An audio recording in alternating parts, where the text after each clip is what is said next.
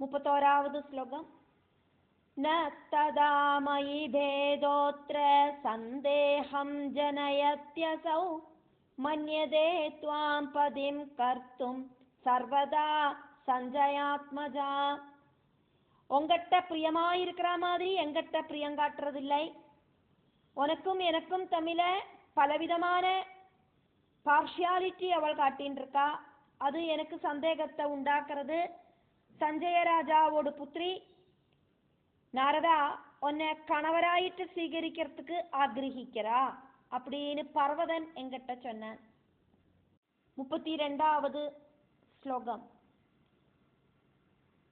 தவாபி தாத்ருஷம் பாவம் ஜானாமி லட்சணைரஹம் நேத்ர வக்த்ர விகாரைச்ச ஞாயதே பிரீதி காரணம். அப்படி ஒரு பாவம்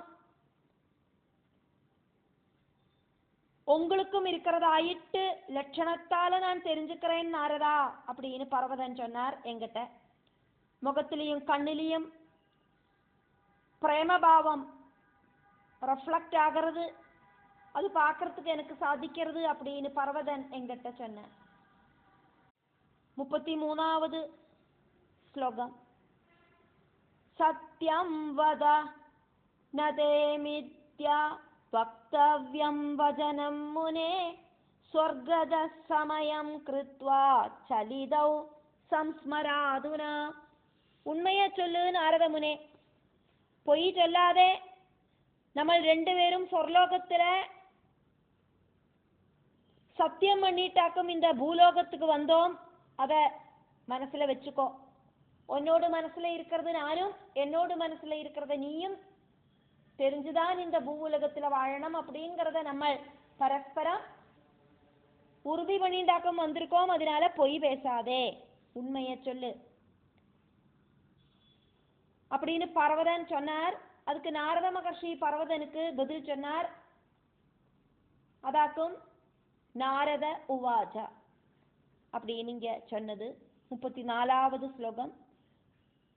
பிருஷ்டோஹம் பர்வதேனேதம் காரணம் து ஹடாத்யதா ததாஹம் ஹ்ரீசமாக்ராந்த சஞ்சாதசாத்ருவம் புனா.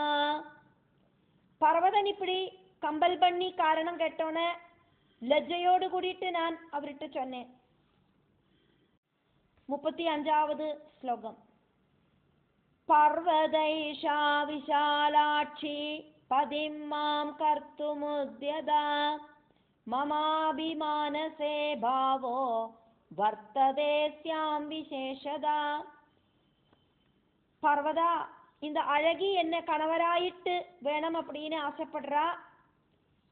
அப்படி ஒரு மனோபாவம் எனக்கும் அவகிட்ட தோணத்தான் செய்யறது. அவளை மனைவியாயிட்டு அடையலாம் அப்படின்னு தோணுறது. 36வது ஸ்லோகம். தத் ஸ்ருத்வா வஜனம் சத்யம் பர்வத கோப சம்யுதா மாமுவாஜ முனிர்வாக்கியம் திக் திகிரி புனப்புனா. உண்மைய சொன்னதை கேட்டோன பர்வதனுக்கு கோபம் வந்தது. பர்வதன் அப்படிங்கிற முனி என்கிட்ட மறுபடியும் மறுபடியும் சொன்னார், கஷ்டம் கஷ்டம் அப்படின்னு. 37வது ஸ்லோகம். பிரதமம் சபதான் கிருத்வா வஞ்சிதோஹம் த்வயா யதா பவ வானரவக்த்ரஸ்த்வம் சாபாச்ச மம மித்ரத்ருக். சொர்லோகத்துல நம்ம 2 பேரும் சபதம் பண்ணினோம். ஒருத்தரோடு மனசுல இருக்கிறது அடுத்த வாளுக்கு தெரியற மாதிரி தான் இந்த பூலோகத்துல வாழலாம் அப்படின்னு. நாரதா, நீ என்ன ஏமாத்திட்டாய். அதனால நண்பனை துரோகிச்ச நீங்கள் வானரனோடு முகம் இருக்கிறவனாயிட்டு பவிப்ப என்னோட சாபம் காரணமாயிட்டு அப்படின்னு பர்வதன் அப்படிங்கிற முனி என்ன சபிச்சார். 38வது ஸ்லோகம். இதி சப்தஸ்து தேனாஹம் குபிதேன மகாத்மனா சஹசா ஹ்யபவம் க்ரூரா சாகாமிருகமுகஸ்ததா. பர்வதன் அப்படிங்கிற முனிசிரஷ்டன் கோபத்தோடு கூடிட்டு என்னை இப்படி சபிச்சோனே, திடீர்னு என்னோட முகம் ക്രൂരനാன பார்த்தா பயந்துக்க கூடின வானரனோட முகம் மாதிரி ஆயிட்டு இருந்தது. 39வது ஸ்லோகம். மயாபின கிருதா தஸ்மின் க்ஷமாது பகினி சுதே சோபிஷப்தோதிகோ பாத்வை மா ஸ்வர்கேதே கதிக்கிலா. எனக்கும்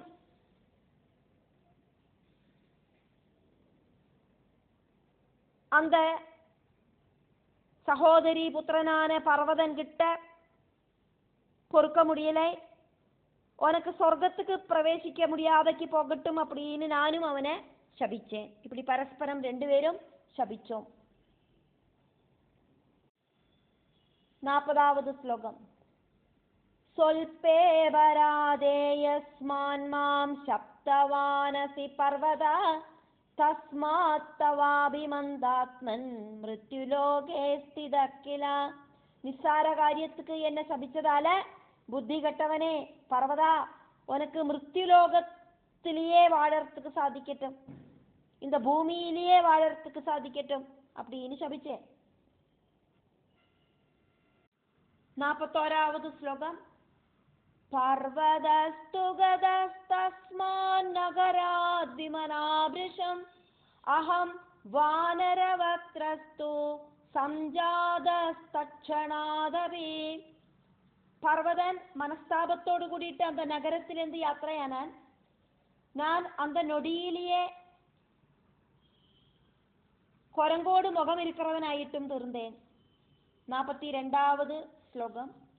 திருஷ்ட்வா மாம் வானரம் க்ரூரம் ராஜபுத்ரி விலட்சணா விமனாதீவ சம்ஜாதா வீணா ஸ்ரவணலாலசா. குரங்கோடு பயப்படுத்துற முகம் இருக்கிற என்ன பார்த்துட்டு என்னோட வீணாகானத்துல லயிச்சிருந்த ராஜகுமாரியோட மனசு ரொம்ப சங்கடப்பட்டது. இனி என்ன பண்றது அப்படின்னு திருன்னு முழிச்சா. இங்க வியாச பகவான் நாரத மகர்ஷிட்ட கேள்வி கேட்கிறார். அதனால நாரத மகர்ஷியாக்குமே வியாசர்கிட்ட சொல்லின்னு இருக்கார், நானும் பலவித துன்பங்களை அனுபவிச்சவனாக்கும் அப்படின்னு. நாரத மகர்ஷி சொன்னதை கேட்டுட்டு வியாச பகவான் கேள்வி கேட்கிறார். அதனால வியாச உவாஜா. 43வது ஸ்லோகம். தத கிமபவத் பிரம்மன் கதம் ஷாபோ நிவர்த்திதா மானுஷாஸ்ய புனர்ஜாதோ பவான் ப்ரூஹி யதாவிதி. பிரம்மஜானியான நாரதா, அதுக்கப்புறமா என்ன சம்பவிச்சது? சாபமோட்சம் எப்படி கிடைச்சது உங்களுக்கு? மறுபடியும் மனுஷனோட முகம் உங்களுக்கு எப்படி கிடைச்சது? இதெல்லாம் டீட்டெயில் ஆயிட்டு உண்மையாயிட்டு இருக்கிற விஷயங்களை எல்லாம் எனக்கு சொல்லி தாருங்கோம் அப்படின்னு வியாச பகவான் கேட்கிறார் நாரத மகர்ஷிட்ட. 44வது ஸ்லோகம். பர்வத க்வகதோ பூயா சங்கமோ யுவயோரபூத கதா குத்ர கதம் சர்வம் விஸ்தரேன வதஸ்வஹா. பர்வதன் எங்கேயாக்கும் போனது? அதுக்கப்புறமா நீங்கள் தமிழ பரஸ்பரம் எங்கேயாவது வச்சு பார்த்தேளா? இந்த விஷயங்களை எல்லாம் எனக்கு டீட்டெயில் ஆகிட்டு சொல்லுங்கோ. இந்த சம்பவத்துக்கு அப்புறம் நீங்களும் பர்வதனும் தமிழ எங்கேயாக்கும் மறுபடியும் பார்த்தேள், அதையும் சொல்லி தருங்கோ. 45வது ஸ்லோகம். கிம் ப்ரவீமி மகாபாகா மாயாயாச்சரிதம் மஹத் துக்கிதோஹம் விருஷம் தத்ர பர்வதே ருஷிதே கதே. ரொம்ப ரொம்ப புண்ணியங்கள் செஞ்சிருக்கிற வியாசரே, நான் என்னத்த சொல்லறது? மாயையோட கதை ரொம்ப ரொம்ப பெருசுதான். மாயாதேவி எல்லாரையும் ஆட்டி படைக்கத்தான் சேரா. பர்வதன் கோபிச்சுட்டு போனோன்னே நான் அங்க ரொம்ப நேரம் ஜாஸ்தியான துக்கம் அனுபவிச்சேன். 46வது ஸ்லோகம். புனசேவாபராத்யர்த்தம் ராஜபுத்ரி மமாபவத் ഗതേത പർവ്വതേ കാമം സ്ഥിതസ്തത്രൈവ സദ്മനി. அதுக்கப்புறமா அந்த ராஜகுமாரி என்ன ശുശ്രൂഷിக்கிறதுல ரொம்ப தால்பரியத்தை காட்டுறதுக்கு ஆரம்பிச்சா. எங்கிட்டேருந்து அவள் நகர்ந்து போகணுமில்லை. பர்வதன் போனதுக்கு அப்புறமும் என்னை ரொம்ப நன்னா பார்த்துண்டா அந்த ராஜகுமாரி. இந்த பர்வதன் என்னை சபிச்சதை தெரிஞ்சிட்டு அந்த ராஜகுமாரி என்னை நன்னா சுശ്രൂഷിக்கத்தான் செஞ்சா. என்னோட முகம் குரங்கோடு முகம் மாதிரி இருந்துட்டு கூடியும் என்னை நன்னா பார்த்துண்டா. அதனால நான் அங்கேருந்து போகலை, அங்கேயே இருந்தேன். 47வது ஸ்லோகம்.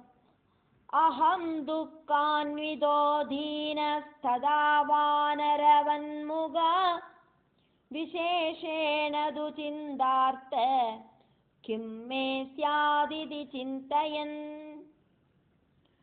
வானரமுகனாயிருக்கிற நான் ரொம்ப ரொம்ப துக்கம் அனுபவிச்சேன். என்னோட ஃபியூச்சர் என்ன ஆயிருக்கும் அப்படின்னு யோசனை பண்ணி ரொம்ப சங்கடப்பட்டேன். இப்படி ஒரு முகமாயிடுத்தே எனக்கு, இந்த முகத்தை வச்சுட்டு நான் எப்படி வெளியில எல்லாம் போவேன். 48வது ஸ்லோகம். சஞ்சயோத சுதாம் திருஷ்ட்வா கிஞ்சித் பிரகட யௌவனா விவாஹார்த்தே ராஜசுதாம் அப்ருச்சத் சஜீவம் ததா. ராஜகுமாரிக்கு யௌவன பிராயம் ஆயாச்சு அப்படின்னு தெரிஞ்ச சஞ்சயன் அப்படிங்கிற மகாராஜா அந்த புத்திரியோடு திருமணத்தை நடத்துறதுக்காயிட்டு மந்திரியும் ஆயிட்டு ஆலோசனை பண்ணினார். 49வது ஸ்லோகம்.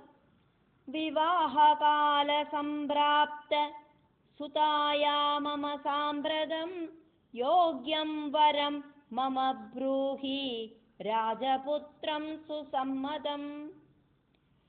என்னோட புத்திரிக்கு இப்போது திருமண வயசாயாச்சு. வரன் யோக்கியனாயிருக்கணும், எல்லாருக்கும் சாட்டிஸ்ஃபைடா இருக்கணும். அந்த வரனை பார்க்கறதுக்கு ராஜகுமாரனாவும் இருக்கணும். அப்படி ஒருத்தன் ஆராதும் எங்கேயாவது உண்டானா சொல்லு அப்படின்னு மந்திரி கிட்ட கூடி ஆலோசனை பண்ணினார் சஞ்சயன் அப்படிங்கிற ராஜா புத்திரிக்காயிட்டு. 50வது ஸ்லோகம். ரூபௌதார்ய குணைர்யுக்தம் சூரம் சுகுல சம்பவம் விவாஹம் விதிவத் புத்ர்யா கரோமி கில சாம்பிரதம். ரூபம், குணங்கள், அடுத்தவாகிட்ட கருணை இருக்கிற உள்ளம், ஹெல்பிங் மென்டாலிட்டி, இப்படியெல்லாம் இருக்கிற குணங்கள் இருக்கணும். பார்க்கறதுக்கு அழகா இருக்கணும், சூரனா இருக்கணும், குல மகிமை இருக்கணும். புத்திரியோடு விவாகம் விதி பிரகாரம் உடனடியா நடத்தணும். 51வது ஸ்லோகம். பிரதானஸ்த்வப்ரவீத் ராஜன் ராஜ புத்ராஹ்யநேகஷா வர்த்தந்தே புவி புத்ரியாஸ்தே யோக்யா சர்வகுணான்விதா. மந்திரி முக்கியன் சொன்னான், ராஜாவே உங்களோட புத்திரிக்கு சேர்ந்த சர்வ குணங்களும் ரொம்பின யோக்கியர்களா இருக்கிற ராஜகுமாரர்கள் பூமியில நிறைய பேரு இருக்கா. 52வது ஸ்லோகம். யஸ்மின் ருஜிஸ்தே ராஜேந்திரா தமாஹூய மிருபாத்மஜம் தேஹி கன்யாம் தனம் பூரி ஹஸ்த்யஸ்வரத சம்யுதம். ராஜாவே உங்களுக்கு ஆரிட்டையாக்கமோ தால்பரியம் ஜாஸ்தியா இருக்கு. அந்த ராஜகுமாரனை கூப்பிட்டு நிறைய தனத்தோடும் ஆனை குதிரை ரதம் இதெல்லாத்தோடும் கூடி கன்யகைய அந்த ராஜகுமாரனுக்கு கொடுங்கோ அப்படின்னு மந்திரி ராஜா கிட்ட சொன்னார். എന്നിട്ട് നാരദ മഹർഷി ഇങ്ങ വ്യാസർകിட்ட ചൊല്ലறதாக்கும் பார்க்கறோம். அதனால நாரத உவாச்ச. 53வது ஸ்லோகம். பிதுஷ்சிகீர்ஷிதம் ஞாத்வா தமயந்தி ததா மிருபம் தாத்ர்யாமுகேன வாக்யஜ்ஞா தமுவாஜரஹஸ்திதம். அப்பாவோடு அபிப்பிராயம் தெரிஞ்ச உடனே பேச்சு திறமை இருக்கிற தமயந்தி உடனடியா தோழி முகாந்திரம் தனியா உட்கார்ந்துட்டு இருக்கிற அப்பா கிட்ட இப்படி சொன்னா, ராஜகுமாரிக்காயிட்டு தோழியாக்கும் பேசுறா, அதனால தாத்ரி உவாச்ச. 54வது ஸ்லோகம்.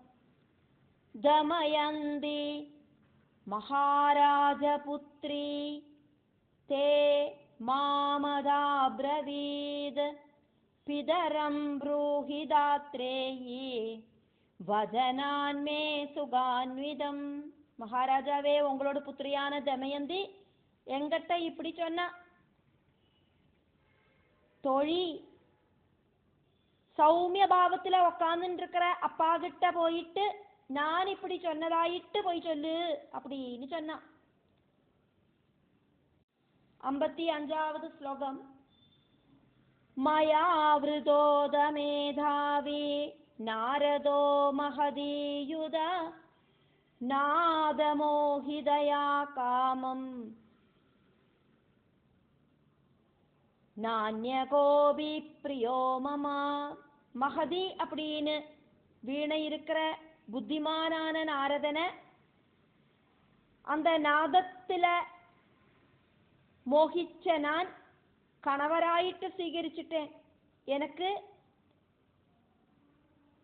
இந்த அளவுக்கு விருப்பம் இருக்கிற வேற ஆரும் இல்லை.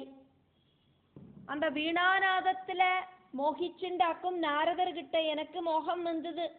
அதனால அந்த வீணாநாதம் மீட்டுற நாரதனை கணவராயிட்டு நான் மனசுல സ്വീകരിച്ചിட்டேன். நீங்கள் கொண்டு வர ஒரு ராஜகுமாரர்களையும் எனக்கு இந்த அளவுக்கு விரும்புறதுக்கு சாதிக்காது. 56வது ஸ்லோகம். குருமே வாஞ்சிதம் தாதா விவாஹம் முனினா சஹ நான்யம் வரிஷ்யே தர்மஜ்ஞா நாரதம் துபதிம் வினா. நாரத முனிய திருமணம் பண்ணிக்கிறதுக்காக்கும் எனக்கு விருப்பம் அப்பா. அதனால என்னோட விருப்பத்தை சாதிச்சு தரணும். தர்மஜனா இருக்கிற அப்பா, நாரதனை தவிர வேற ஆரையும் நான் கணவராயிட்டு സ്വീകരിக்க மாட்டேன். 57வது ஸ்லோகம். மக்னாஹம் நாத சிந்தௌ வை நக்ரஹீனே ரசாத்மகே அக்ஷாரே சுகசம்பூர்ணே திமிங்கல விவர்ஜிதே. நான் சுகசம்பூர்ணமாயிருக்கிற ரசாத்மகமாயிருக்கிற நாத சமுத்திரத்துல முழுகியாச்சு. முதலையோ திமிங்கலமோ இல்லாத உப்புரசம் இல்லாத சுகமான சமுத்திரமாக்கும் அது அப்படின்னு தமயந்தி தோழி வழியா தமயந்தியோட அப்பா கிட்ட சொன்னா. இப்படி சொல்லிட்டு ஸ்ரீமத் தேவி பாகவதத்துல